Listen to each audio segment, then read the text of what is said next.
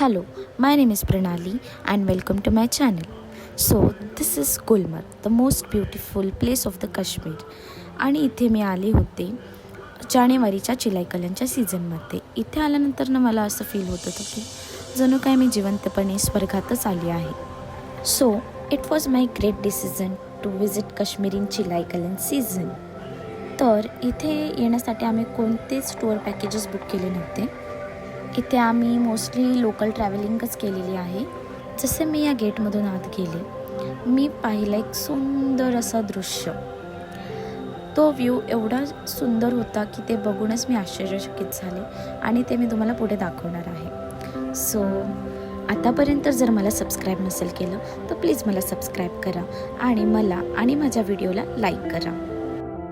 So जसे आम्ही इथे पोचलो त्याच्यानंतरनं हळूहळू स्नोफॉल चालू झाला आणि तुम्ही इथे बघू शकता फ्रेश स्नोफॉल आहे. खाली जो जेही पडलेला आहे ते सगळा फ्रेश स्नोफॉल आहे आणि तुम्ही हे बघू शकता बर्फाचे छोटे छोटे कण माझ्या अंगावरती येत आहे. तर हे पाठचा नजारा तुम्ही बघूनच घ्या, ज्या दृश्याबद्दल मी तुम्हाला बोलले होते. जे पाठी दादा येत आहेत ते आहेत इकडचे लोकल्स, जे आपल्याकडून भरपूर अशा ॲक्टिव्हिटी करून घेतात. हे आमचे फ्रेंड्स आहेत जे इथे काश्मीरमध्ये आमचे झालेले आहेत.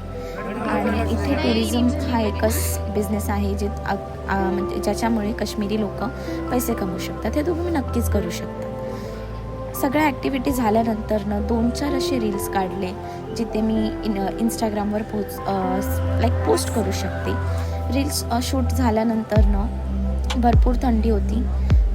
तुम्हाला थोड्या वेळेस थंडी वाटेल, त्याच्यानंतरनं तुमची थंडी गायब होऊन जाईल. तुम्ही तिथे खूप एन्जॉय करता आणि पाठीमागचा व्ह्यूज तर बनवू शकता. ही आहे माझी नवीन झालेली मैत्रीण संगीता. ओके, तर इथे तिने मला स्नोमॅन बनवायला शिकवलं आणि नंतर ती मला बोलली की आपण स्नोमॅन बनवायचं कॉम्पिटिशन. आणि हा चष्मा सारखाच मध्ये येत होता म्हणून मी माझ्या PAला सांगितलं तू प्लीज तो चष्मा काढून घे. आणि त्याच्यानंतर आम्ही स्नोमॅन कॉम्पिटिशन चालू केलं. ती मला शिकवत होती की स्नोमॅन कसा बनवायचा, खाली थर किती लागेल, वरती कितीचा थर लागेल.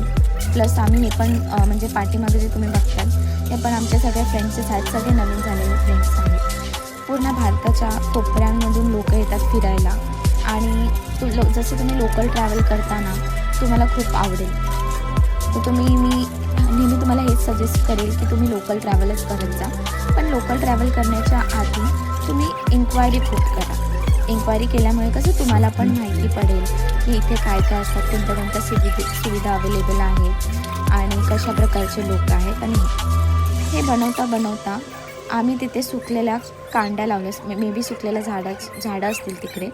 तर तरुणने त्या कांड्या आम्हाला आणून दिल्या स्नोमॅनच्या डोळ्याने आय थिंक कानासाठी. आणि माझ्याकडे मी पिस्ता खात होते त्याच्यामुळे माझ्याकडे पिस्ताचे साल होते आणि मी तिकडे पिस्ताचे साल डोळे म्हणून लावले होते.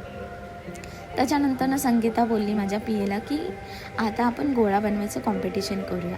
आणि गोळा बनवल्यात ते सफल झाले. तुम्ही बघू शकता की हा कोणता गोळा आहे. गोळ्याचे टेस्ट करताना माझ्या PAचं हे एक्सप्रेशन होतं. तर ते खूप भयानक होतं, तुम्ही बघू शकता. त्याच्यानंतर मग मी गोळा बनवायला लागले. तरुणनी मला विचारलं की तू कुठून आली आहेस, तुझं एज काय आहे, तू काय जॉब करते, ते सगळं सांगता मी आणि गोळा माझ्याकडनं तयार होतच नव्हता. तर फायनली मी काहीतरी नॉर्मली त्याला प्रेस वगैरे करून गोळा बनवला. मला संगीता शिकवत होती कसं काय करायचं, कारण मी कधी गोळा बनवलेला नाही आणि बर्फात मी पहिल्यांदाच गेले. सो हे झालं आहे माझं रेडी गोळा आणि तो मी फोडला आणि त्याच्यामुळे ते खूप थंड होता, बघू शकता तुम्ही इथे. त्याच्यानंतर जे दादा माझ्या मागे लागले होते की प्लीज ॲक्टिव्हिटी कर. तर ते प्रॅक्टिस करता मी जे पडले ते तुम्ही पुढे व्हिडिओत बघा. हे मी प्रॅक्टिस करत आहे. प्रॅक्टिस करताना पुढे गेली आणि हा आता मी पडेल बघा.